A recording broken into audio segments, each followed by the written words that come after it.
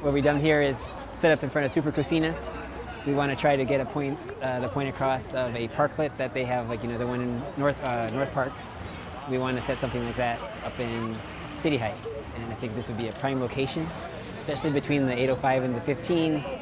There is only one other restaurant that I can think of that has outdoor seating, and I think it's something that would really make the sidewalks a lot more walkable here. Yeah, free bike. Bring your bike over. Parking day is where people take over parking spaces and turn it into parks for people.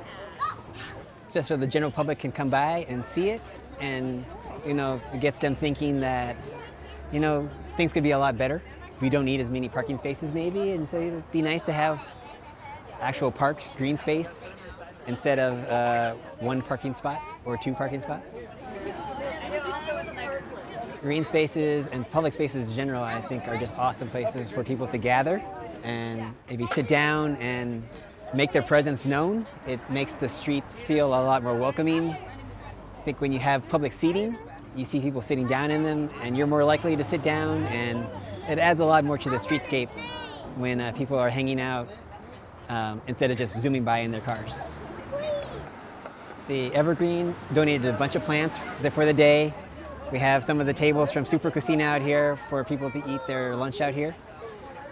We had a piñata set up earlier. Bikes del Pueblo came out and gave free bike maintenance for people who were riding by.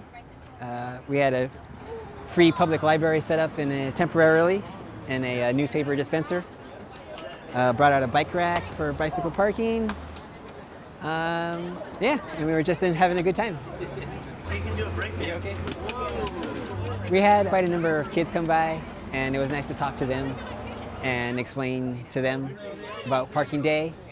And I think it's for getting kids at a younger age to think about those kind of things is I think really important. Instead of having adults trying to get to change, you could get kids to think differently.